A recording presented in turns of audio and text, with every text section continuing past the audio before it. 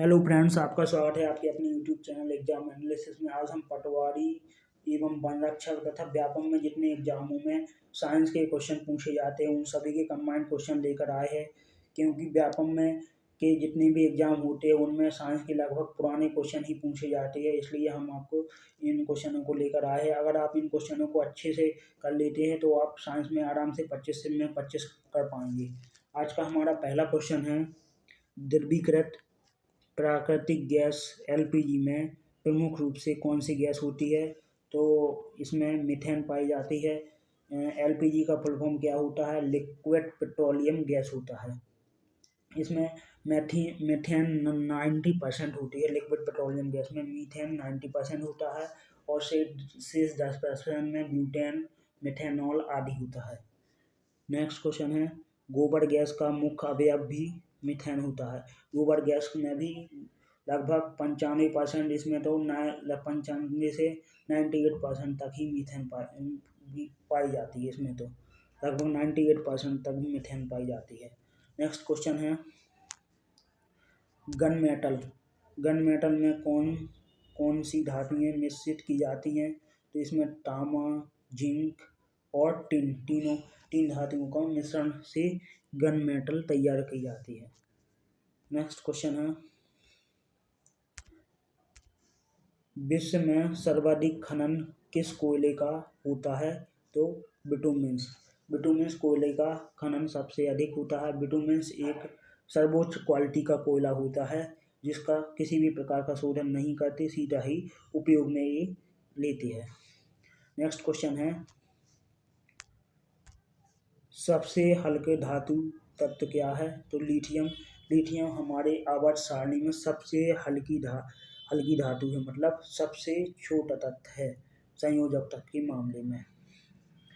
क्योंकि इसका सबसे छोटी धातु होने का कारण इसका सबसे कम परमाणु क्रमांक, इसका परमाणु क्रमांक 3 होता है, इसलिए पूरी आवर्त सारणी में सबसे हल्की धातु है। नेक्स्ट क्वेश्चन है, प्रकृति में सर्वाधिक मात्रा में प्राप्त खनिज कौन सा है? तो क्वार्ट्स खनिज होता है एक, जो प्रकृति में सर्वाधिक मात्रा में पाया जाता है। भविष्य का ईंधन किसे कहा जाता है?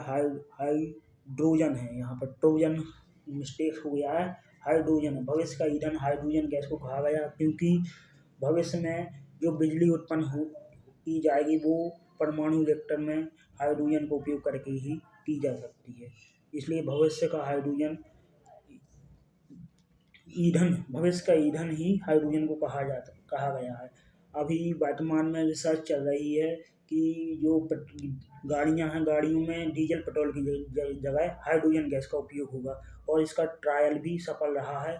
अब आने वाली नेक्स्ट 10 से 20 साल में हमारे हाइड्रोजन गैस का ही ईंधन के रूप में मुख्यतः उपयोग हुआ है, इसलिए इसे भविष्य का ईंधन भी कहा गया है, भविष्य का ईंधन कहते हैं। विद्युत हीटर की कुंडली किस धातु की बनी होती है? तो नाइक्रोम तार की बनी होती है। और एक क्वेश्चन भी बहुत ज़्यादा यहाँ से रिपीट होता है कि बल्ब का जो फिलामेंट होता है, जो बल्ब होती है, तो बल्ब के बीच में जो स्प्रिंग लगी रहती है ऐसी करके, तो ये किस धातु की बनी होती है? बल्ब का जो फिलामेंट होता है तो ये टंगस्टन धातु की बनी होती है, टंगस्टन। नेक्स्ट क्वेश्चन है, सर्वाधिक तत्व कौन सा है? कार्बन। मतलब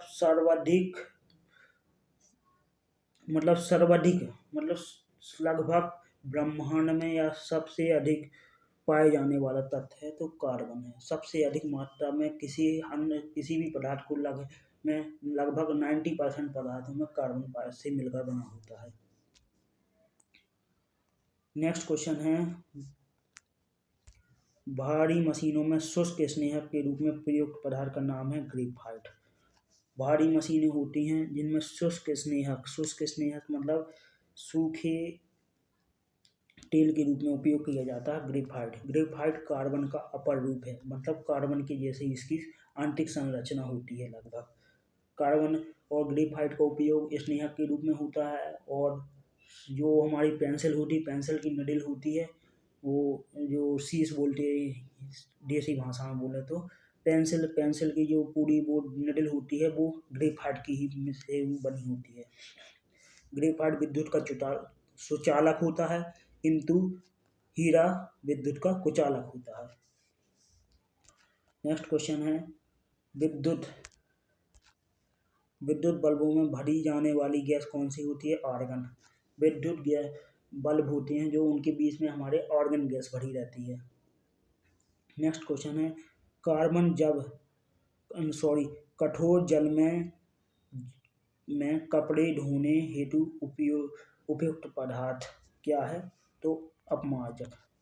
अपमार्जक कहते हैं। साबुन भी एक अपमार्जक है, निरमा भी अपमार्जक है। अपमार्जक भी पदार्थ होती है जो पानी के संपर्क में आने पर झाग देती है, उन्हें हम अपमार्जक बोलते हैं। नेक्स्ट क्वेश्चन है, प्राकृतिक रबड़। प्राकृतिक रबड़ किस से प्राप्त होती है? तो लैक्टेसस। प्राकृतिक रबड़ लैक्टेसस से प्राप्त होती है। ये लैक्टेसस हमारे लगभग दक्षिण के जो राज्य होते हैं, तमिलनाडु केरला साइड, उन राज्यों में इनके पेड़ उगाए जाते हैं। इस पेड़ में एक दूध की तना में एक कट करने पर ये दूध जैसा एक पदार्थ का स्राव होता है, जो स्राव एकत्रित करने के बाद धीरे धीरे जम जाता है, फिर उसी से रबड़ तैयार की जाती है। नेक्स्ट क्वेश्चन है, विटामिन सी का रासायनिक नाम एस्कॉर्बिक एसिड होता है, यानी एस्कॉर्बिक अम्ल। स्टोरेज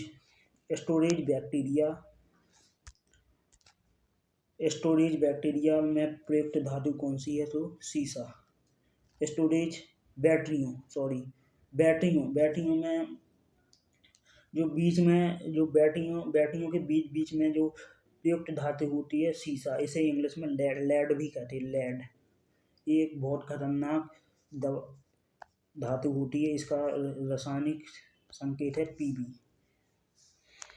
नेक्स्ट क्वेश्चन है, अलोहा धातु क्या है? एल्यूमिनियम को अलोहा धातु कहते हैं, क्योंकि लोहे के बाद सबसे अधिक उपयोग की जाने वाली धातु एल्यूमिनियम ही है। सर्वाधिक विषैली गैस कौन सी होती है? Carbon monoxide. कार्बन मोनोऑक्साइड ही वातावरण में सबसे अधिक विषैली गैस होती है। अगर मानव शरीर में कार्बन डाइऑक्साइड के संपर्क में आ जाए तो मानव जो श्वास के जरिए अगर कार्बन डाइऑक्साइड ग्रहण कर ले तो कार्बन डाइऑक्साइड हीमोग्लोबिन के साथ इतनी संयोजकता इतनी प्रबल कार्बन मोनोऑक्साइड की हीमोग्लोबिन के साथ संयोजकता प्रबल होती है। इसलिए अगर व्यक्ति कार्बन मोनोऑक्साइड का ज़्यादा मात्रा में ग्रहण कर लेता है तो व्यक्ति हाइपोक्सिया में चला जाता है, अर्थात व्यक्ति की मृत्यु 100% हो जाती है। हाइपोक्सिया ऐसी कंडीशन होती है जिसमें व्यक्ति की लगभग आरबीसी नष्ट हो जाती है और उसके बाद श्वसन क्रिया पूर्णतः रुक जाती है और उसके बाद व्यक्ति की मृत्यु हो जाती है। नेक्स्ट क्वेश्चन है, रासायनिक दृष्टि से एंजाइम क्या होती है? प्रोटीन। रासायनिक दृष्टि से एंजाइम प्रोटीन होती है, अर्थात एंजाइम ही प्रोटीन के स्रोत होते हैं, या प्रोटीन को भी रासायनिक दृष्टि से एंजाइम बोल सकते हैं। नेक्स्ट क्वेश्चन है, plaster of Paris. Plaster of Paris का रासायनिक नाम है calcium sulphate. Calcium sulphate plaster of Paris का रासायनिक नाम होता है। रेडियम की खोज किसने की थी? Madam Curie. रेडियम से संबंधित जितने भी क्वेश्चन आते हैं उनमें मैडम क्यूरी होंगी या हेनरी बैकोरल। लगभग 90% जो रेडियो एक्टिव खोजें हुई हैं वो हेनरी बैकोरल और मैडम क्यूरी ने ही की हैं। जी है नेक्स्ट क्वेश्चन, रेडियो एक्टिविटी की खोज किसने की थी? हेनरी वॉल्वेक्रल। इनका बैकुरल है, यहाँ पर वो गलत टाइप हो गया, हेनरी बैकुरल इनका पूरा नाम है। नेक्स्ट क्वेश्चन है, द्रव्य ऊर्जा समीकरण, द्रव्यमान ऊर्जा समीकरण E बराबर mc स्क्वायर का सूत्र किसने दिया था? आइंस्टीन का सबसे फेमस सबसे ज़्यादा मान्य सिद्धांत है तो E बराबर mc स्क्वायर है। E ऊर्जा जहाँ ई ऊर्जा को प्रेजेंट करता है, एम द्रव्यमान को और सी संवेग को दर्शाता है। नेक्स्ट क्वेश्चन है, अक्रिय गैसों में वायु में सर्वाधिक मात्रा में क्या पाई जाती है? तो आर्गन। अक्रिय गैसें होती है जैसे हीलियम, आर्गन, रेडॉन, क्रिप्टॉन, ये सब अक्रिय गैसें होती हैं। हीलियम,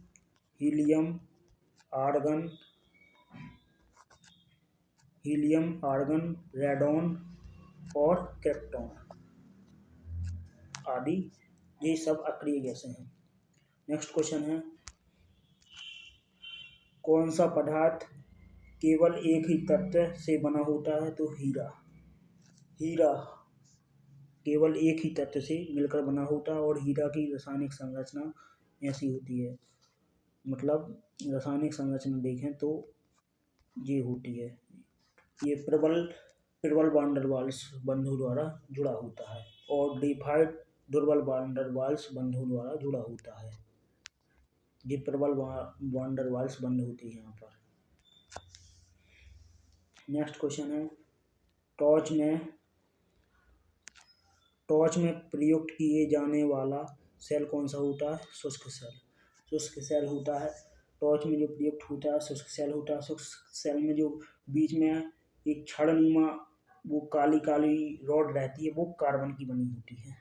नेक्स्ट क्वेश्चन है, लकड़ी की वस्तुओं को कीड़ों से बचाने हेतु किसका लेपन किया जाता है? तो जिंक क्लोराइड का उपयोग किया जाता है। जिंक क्लोराइड से लकड़ियों को घुलने से बचाया जाता है। नेक्स्ट क्वेश्चन है, सामान्य ट्यूबलाइट में कौन सी गैस होती है? सामान्य ट्यूबलाइट में ऑर्गन के साथ पारे का भी वाष्प होता है। ऑर्गन के साथ ट्यूबलाइट होती है जो उनमें ऑर्गन तो लगभग 80% रहती है, उसके साथ पारे को भी मिक्स कर दिया जाता है। पारे को किस धातु के पात्र में रखा जाता है? तो लोहा। पारे को हमेशा लोहे की धातु में ही रखा जाता है, क्योंकि पारा एकमात्र ऐसी धातु है जो द्रव अवस्था में पाई जाती है। पारा पूरी आवर्त सारणी में एकमात्र ही ऐसी धातु है जो केवल द्रव अवस्था में पाई जाती है और ये आसानी से किसी भी धातु से क्रिया कर लेती है, इसलिए इसे लोहा में रखा जाता है। लोहा बस से ये क्रिया नहीं करता है। नेक्स्ट क्वेश्चन है, विद्युत हीटर एवं विद्युत प्रेस आदि की कुंडी किस धातु की बनी होती है? तो नाइक्रोम की बनी होती है। बच्चों के गुब्बारे फुलाने हेतु प्रयुक्त गैस कौन सी होती है? हाइड्रोजन। जो गुब्बारे होते हैं उनमें अधिकतर हाइड्रोजन गैस का उपयोग किया जाता है। हाइड्रोजन नहीं है, हाइड्रोजन और हीलियम है। जो हमारे एरोप्लेन होते हैं उनमें के टायरों में हीलियम गैस का उपयोग किया जाता है, क्योंकि हीलियम गैस ही सबसे हल्की गैस में से होती है। हीलियम और हाइड्रोजन का मिक्सचर, ज़्यादातर 90% हीलियम का ही उपयोग किया जाता है इसमें। आपका स्वागत है आपके अपनी।